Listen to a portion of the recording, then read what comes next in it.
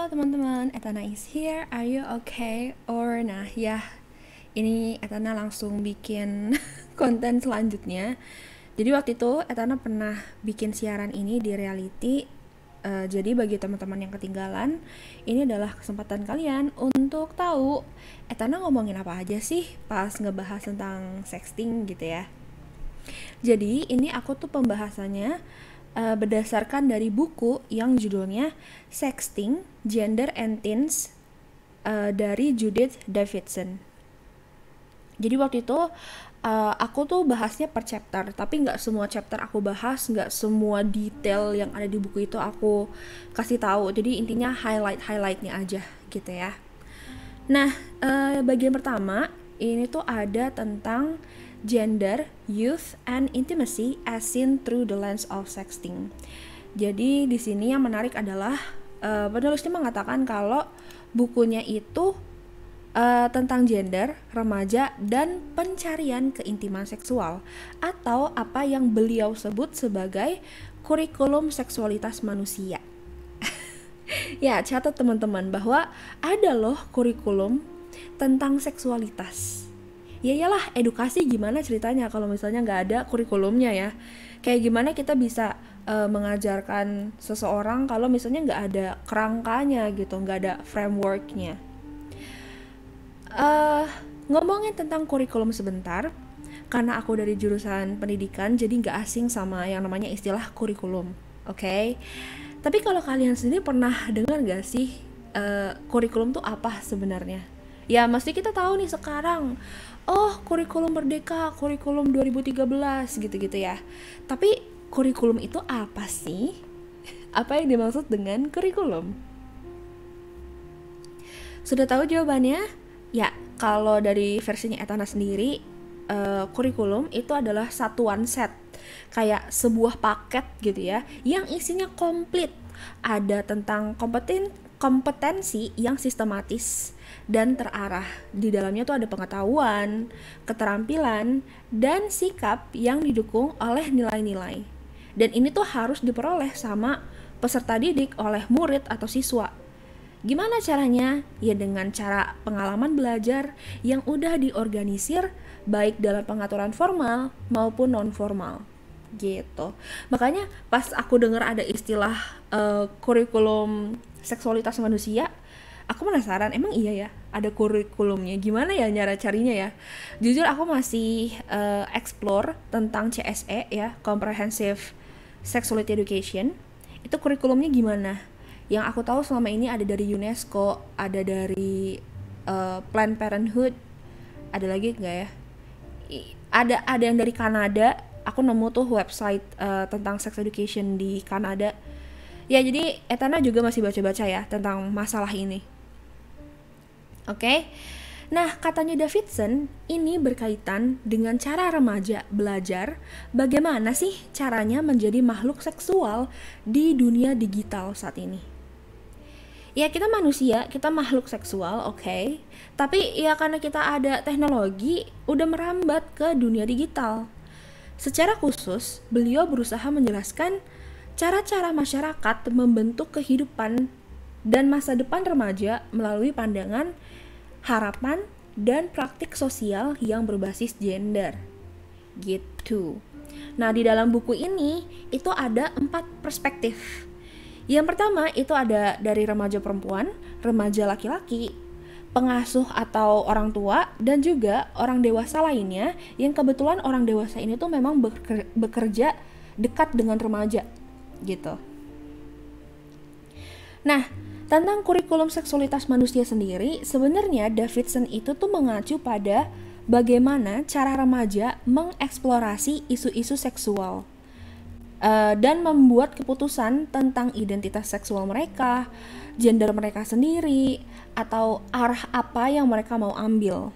Jadi, remaja itu belajar dan diajari tentang masalah gender dan seksualitas itu melalui kurikulum yang merupakan bagian dari narasi pribadi, terus keterlibatan sosial sama teman sebaya, atau mungkin karena dari interaksi sama orang dewasa, dan ya dunia digital itu sendiri.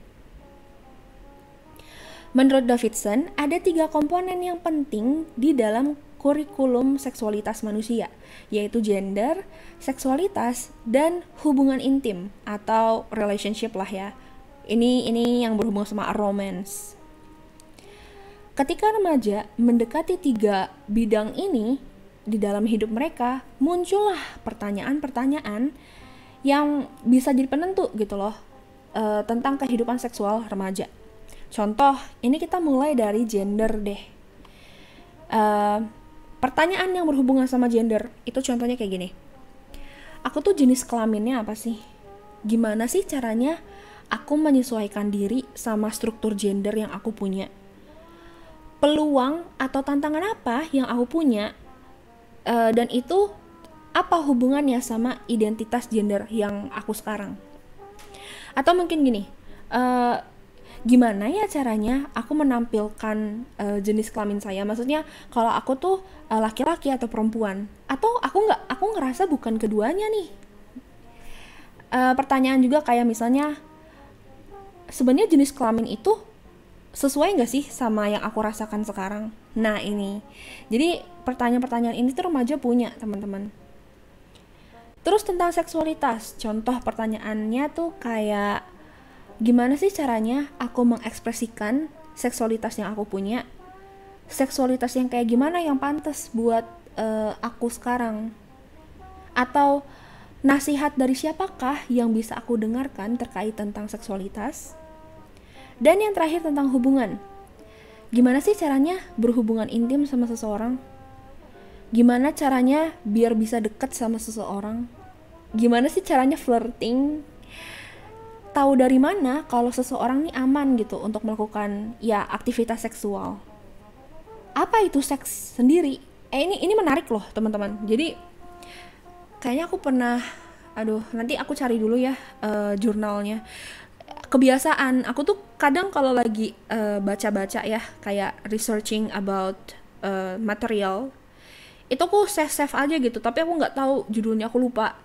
Tapi pernah ada jurnal yang mengatakan, kayaknya buku sih, jadi buku itu kumpulan jurnal lah, yang mengatakan bahwa remaja itu tuh masih kesulitan untuk mendefinisikan seks itu sendiri.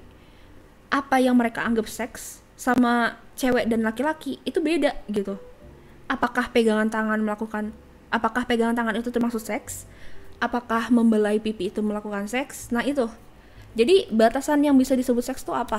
Nah ini pertanyaan para remaja teman-teman ya. Ditambah lagi dengan munculnya internet atau media digital lainnya.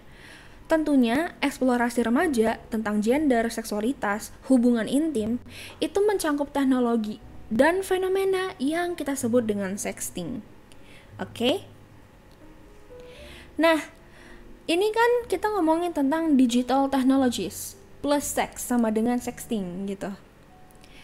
Sexting itu merupakan tindakan mengirim pesan eksplisit secara seksual, terutama lewat ponsel. Tapi apakah iya? Ini tuh sebatas pesan doang. Bisa nggak sih dalam bentuk lain? Apakah itu sebutannya tetap sexting? Dari manakah asalnya? Apakah sexting itu adalah hal yang buruk? Apakah sexting merupakan bentuk dari keintiman zaman sekarang gitu ya? Nah, di sini ada perdebatan di dalam bukunya. Kalau misalnya remaja merasa hubungannya itu makin intim dengan adanya sexting, berarti ini otentik nggak? Kan bukan face to face, kan nggak secara langsung, nggak secara offline, tapi secara online. Apakah keintiman yang mereka punya itu bermakna dan cukup kaya? Nah, itu. Ya, ini pertanyaan yang sebenarnya nggak bisa dijawab dengan benar atau salah, atau ya gimana gitu, tergantung para remaja ini. Dan ini kita anggaplah nih kita yang sudah dewasa, kita yang sudah jadi orang tua misalnya. Nah, gimana tuh pandangannya? Oke. Nah, lanjut. Ini aku bakalan bagi jadi 2 part ya, teman-teman. Karena kalau kepanjangan juga aku uploadnya berat, jujur aku belum ganti provider, jadi uploadnya masih lama banget. Jadi aku bakalan bagi yang sekarang aku bahas dari sisi perempuan, remaja perempuan, lalu nanti yang terakhir aku bahas dari remaja laki-laki, dan intinya diskusi terakhir lah, jadi cuma 2 part aja. Oke. Di sini yang pertama aku mau awalin dengan gimana sih remaja perempuan mendefinisikan sexting itu sendiri.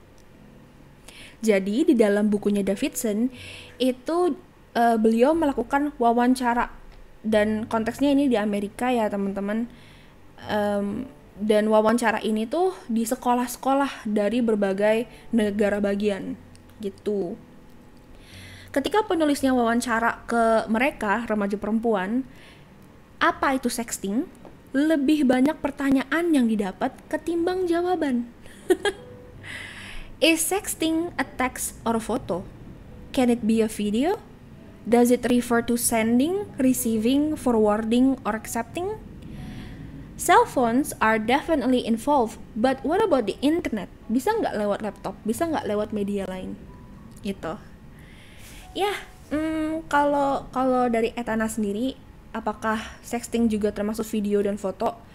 Dan apakah actingnya itu bukan cuma yang sebagai ngirim dan terima, tapi juga forwarding? Forwarding tuh artinya kayak lu ngirim lagi ke orang lain. Iya, itu bisa disebut sexting teman-teman. Bahkan video call, nah video call juga termasuk sexting. Kayaknya kata textingnya itu udah nggak relevan lagi sih, makanya ya ini muncul pertanyaan daripada jawaban. Dari diskusi tentang sexting, diketahui bahwa remaja perempuan umumnya menganggap sexting sebagai praktik yang cukup umum di kalangan remaja, meskipun partisipasinya dapat sangat bervariasi dari individu ke individu. Ya, aku mau ngasih tahu ke kakak-kakak, bapak-bapak, dan ibu-ibu sekalian bahwa don't be surprised that sexting right now is a part of, dating culture. Mungkin reaksi kita adalah ketakutan, gimana itu terjadi kalau ke anak kita, atau reaksi kita adalah panik, marah, mau ngamuk, ya. Tapi the best thing we can do is first gaining knowledge about this. Kita harus tahu dulu nih motivasi mereka apa. What happened? Atau kayak ini kan kita ngomongin tentang tren, ya nggak sih, di kalangan remaja. Nah itu gimana tuh caranya diskusiin ke mereka remaja? Anak perempuan memandang sexting sebagai sesuatu yang terjadi sepanjang umur. Jadi ya kita ngelakuin sexting tuh dari remaja sampai dewasa pun masih ngelakuin ya. Mereka mengindikasikan bahwa sexting itu nggak bisa dianggap baik, nggak bisa dianggap buruk. Secara keseluruhan, anak perempuan enggan mendefinisikan sexting secara sempit, gitu ya. Mereka juga enggan mendefinisikan kalau ini tuh udah pasti hubungannya sama hubungan romantis atau kayak tentang moralitas dan bahaya. Oke. Nah itu part pertama dari wawancaranya. Part kedua ini, nah baru masuk nih, pemahaman remaja perempuan tentang motivasi kenapa mereka melakukan sexting. Penasaran gak pemirsa?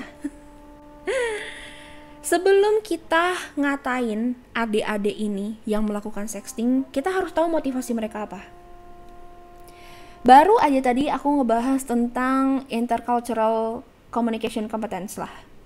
Dan salah satu skill yang kita punya adalah tidak judgmental ya. Bisa mampu menahan, melihat dari berbagai perspektif. Dan kalau memangnya itu tidak sesuai sama value kita, nggak sesuai sama kepercayaan kita, ya kita nggak bisa, gimana ya, berkata jahat ke mereka yang melakukannya. Sama nih, makanya mengetahui motivasi itu penting. Jujur, pas aku baca part ini, Etana nangis. Karena rasanya kayak ngelihat masa lalu sendiri gitu, kayak berkaca. Jadi aku nangis karena realitanya begitu. Ini sebenarnya buku tahun 2014 deh, tapi masih sangat relevan sampai sekarang. Karena apa tandanya teman-teman? Polanya tuh nggak berubah. kayak template dari dulu, ini tuh klasik banget begitu. Sedih nggak kalau misalnya hal kayak gini tuh masih kejadian, knowing that someone, little girls especially, itu ngalamin hal ini. Apalagi ya konteksnya ketika kita ngomongin tentang pelecehan seksual ya, KBGO tuh aku pernah bahas. Intinya sekarang tuh pelecehan juga bisa di ranah online, dan ini nih termasuk tentang sexting. Jadi kita mulai dari yang pertama, oke? Alasan pertama itu adalah hubungan romantis. Ini peringkat paling atas hasil dari wawancara, bahwa rata-rata jawaban anak perempuan kenapa mereka melakukan sexting itu demi hubungan romantis. Sebelum aku kasih tahu detail hasil wawancaranya, singkatnya adalah anak perempuan tuh hanya ingin dicintai. Dah. Tuh guys. They just want to be loved, they just want to be liked, they want to feel worthy. They want to kayak mereka tuh pingin ada loh orang yang tertarik sama diri mereka sendiri. Masa-masa remaja, apalagi pubertas, itu adalah masa ketika mood mereka lagi hancur-hancuran, mereka lagi punya self-image, body image yang gak bagus. Jadi apa yang mereka cari ketika hal kayak gini tuh? Mereka pingin loh punya pasangan, ya gak? Masa-masa kasmaran, masa-masa kayak pingin punya ayang. Nah ini, hubungan romantis itu adalah faktor utama kenapa remaja ini melakukan sexting. Jadi intinya remaja perempuan tuh pingin punya hubungan intim one by one. Kumpulan asosiasi yang terkait dengan sexting dan hubungan itu mengilustrasikan bagaimana sexting itu dapat terjalin di berbagai fase hubungan, mulai dari ketika pas PDKT ya, untuk melihat potensi apakah ini hubungan akan lanjut apa enggak nih. Kalian tahu remaja itu mencoba menggait hati pria dengan cara ngirim foto. And that's a sad truth. Aku nggak tahu media kah yang ngambil peran, mungkin iya, atau pressure kah dari orang lain. Intinya it breaks my heart. Siapa sih yang ngasih tahu remaja perempuan ini bahwa tubuhnya itu satu-satunya hal yang menarik dari dirinya? Mereka lupa mereka bisa punya personality, mereka punya attitude yang bagus, atau their knowledge, their creativity, their kindness. Itu adalah hal yang amazing bagi diri sendiri gitu. Tapi sayangnya mereka terpaku sama tubuh. Makanya ketika di fase PDKT, yang mereka jual adalah badan. Sorry ya aku pakai kata jual, soalnya gini, intinya tuh yang bikin mereka ngerasa menarik itu adalah badannya mereka sendiri. Lalu juga ini teman-teman, ketika mereka ingin mengeksplorasi hubungan, misalnya nih sudah jadian kan, awal jadian sih ya biasa aja obrolannya, terus ya lama-lama muncullah obrolan nakal, obrolan dirty, obrolan yang flirty ya, yang sensual. Nah itu mereka ingin mengeksplorasi hubungan.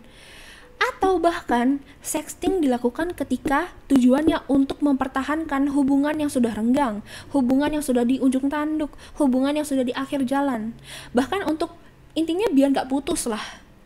Dikasihlah itu foto, dikasihlah itu video. Ya, itu. By the way, ini bukan katanya Etana. Etana ngasih tahu apa yang ada di wawancara. Dan ini juga kejadian sama kasus-kasus yang Etana tahu. Dan yang dialamin gitu ya.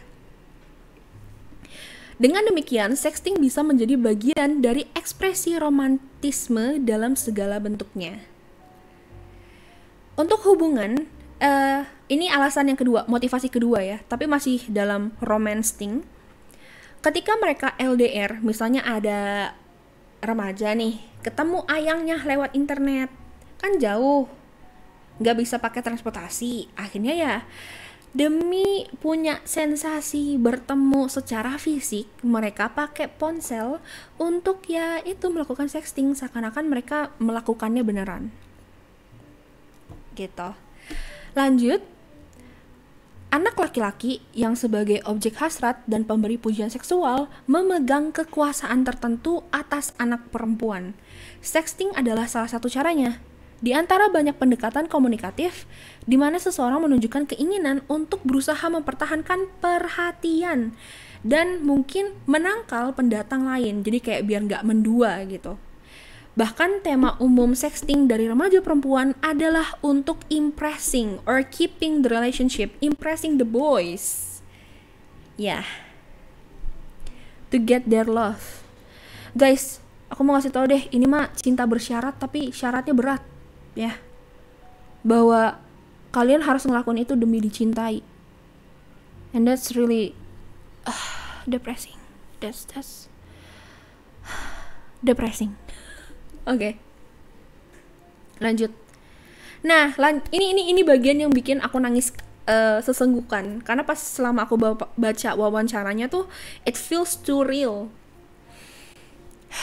Ketika diskusi dengan anak perempuan yang tadinya bergeser, kenapa anak perempuan melakukan sexting, jadi pandangan anak perempuan terhadap laki-laki, kenapa mereka melakukan sexting. Jadi ini ibaratnya nada percakapannya tuh berubah jadi lebih gelap. Anak perempuan banyak yang mengatakan anak laki-laki tuh lebih sering meminta foto seksual kepada perempuan daripada sebaliknya. Selain itu, beberapa anak laki-laki dapat mengirimkan foto seksual kepada anak perempuan tanpa ada permintaan untuk melakukannya, alias tanpa consent. Consent tuh berarti tanpa izin ya. Jadi bayangin anak perempuan remaja tiba-tiba dikasih foto penis. Nah itu, kenapa? Tujuannya apa tuh teman-teman? Coba tebak. Kenapa anak remaja laki-laki tiba-tiba ngirim foto?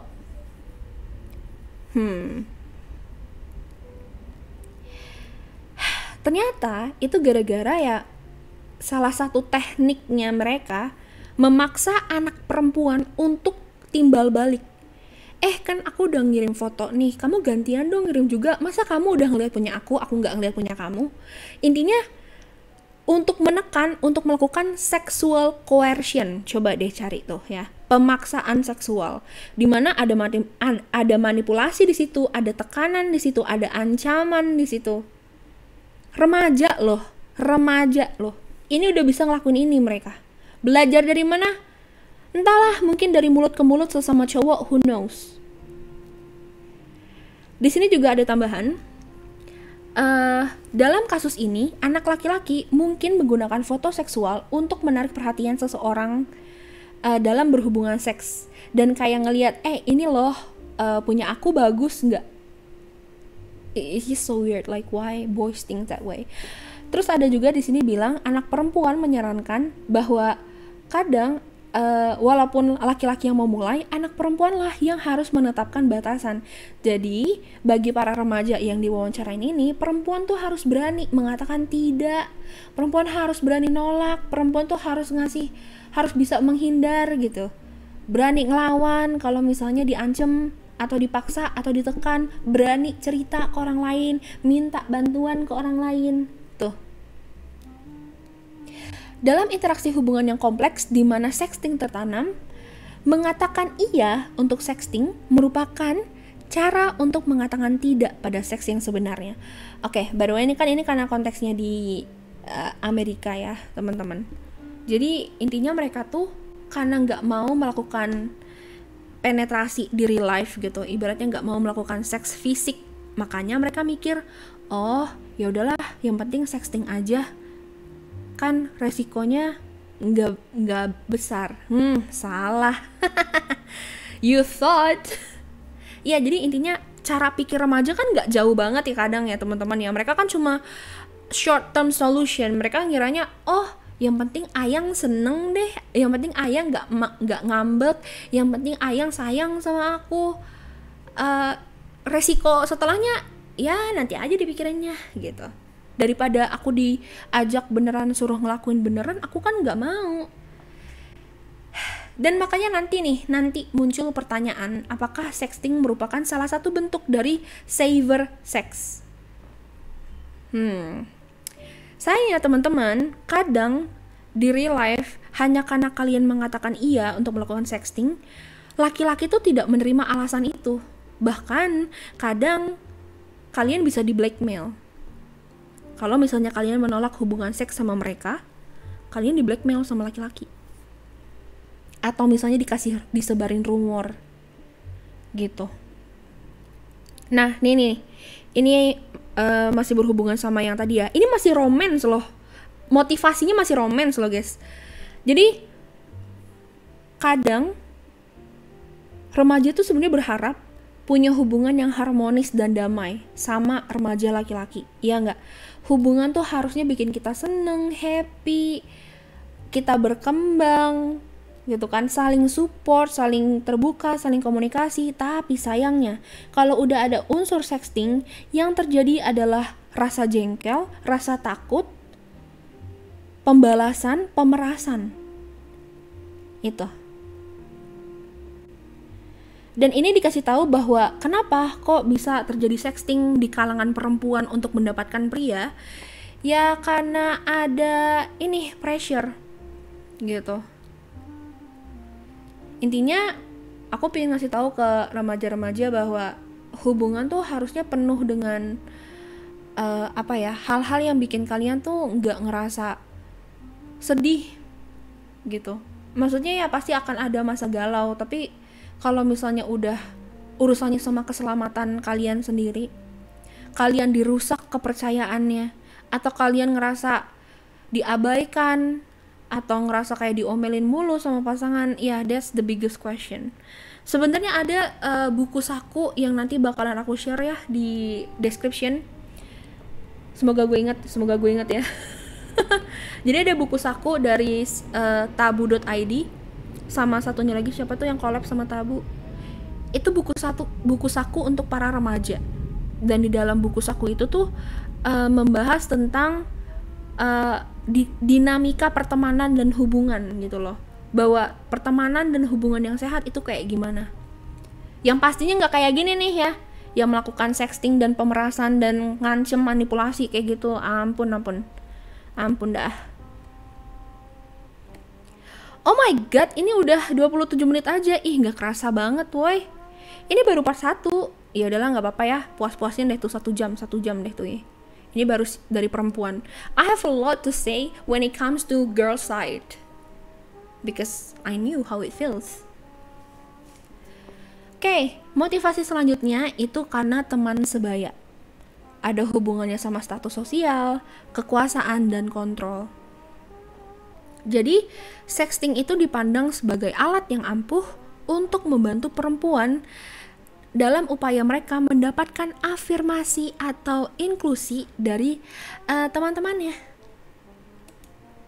Ya, kayak I wish that I could be like the cool kids, cause all the cool kids. Nah itu, jadi mereka just want to have that position, you know, that feeling of being popular. Karena mereka yang populer adalah mereka yang punya banyak cerita dan banyak pengalaman kan. Nah itu. Dalam hal ini, sexting bisa menjadi salah satu cara untuk menandakan pengalaman dan kedewasaan seseorang. Aduh sayangku, aduh cintaku, no. Sexting tidak menandakan kalian dewasa. Justru kalian jauh lebih dewasa kalau bisa berpikir matang-matang tentang kesiapan seksual.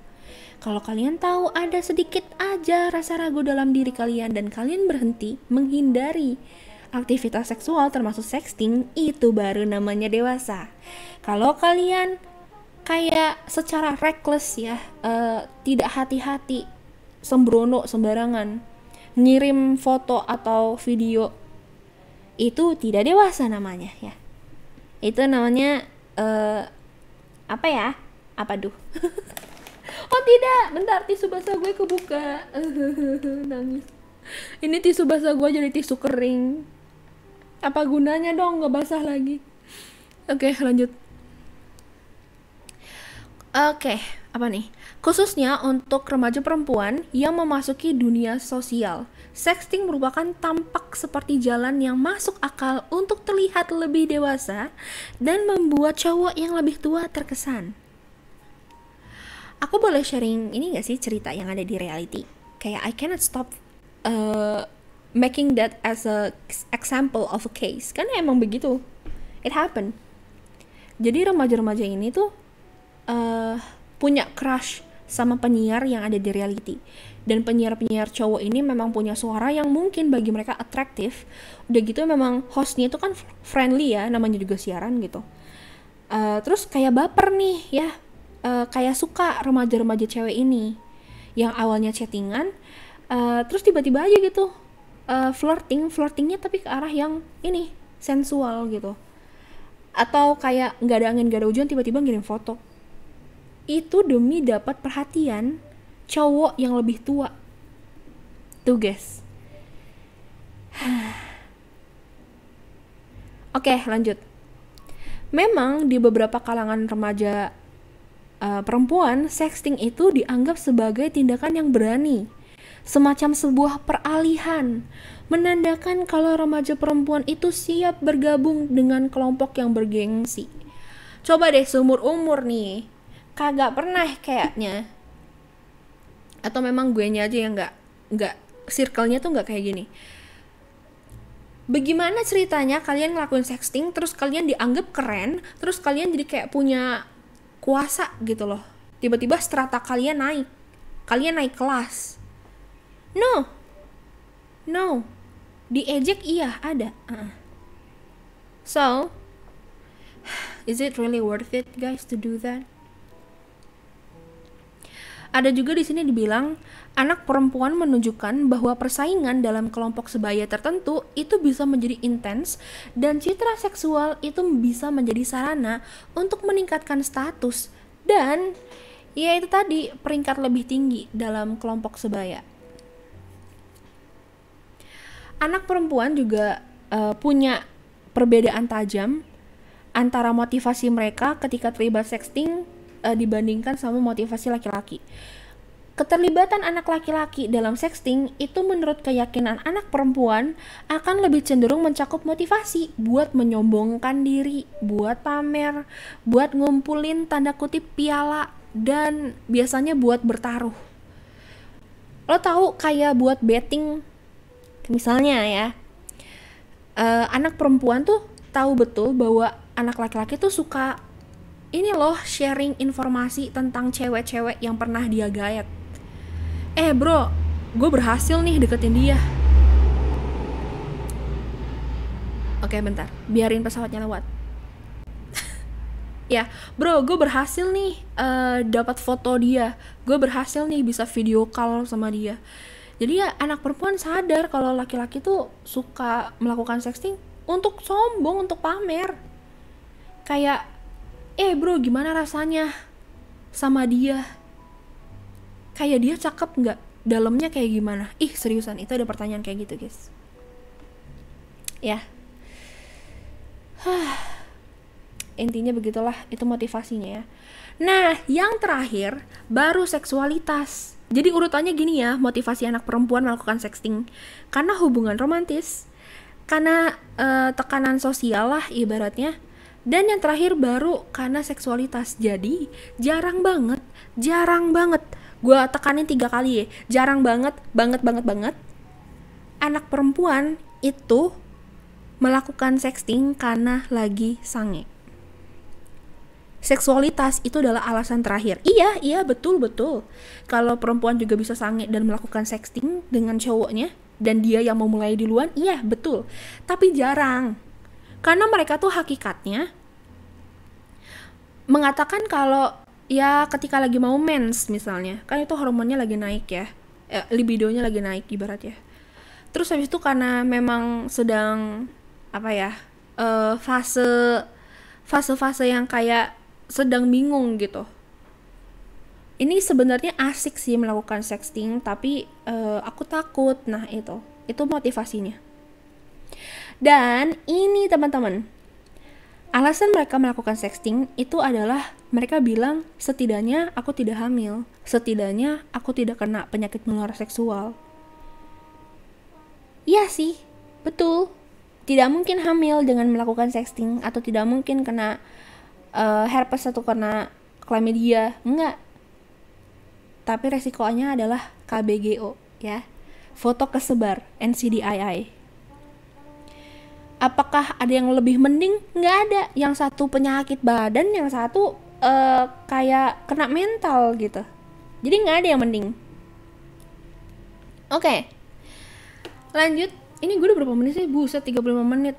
Mantep jiwa. Ya, jadi tuh yang terakhir itu tentang evaluasi moral dan bahaya.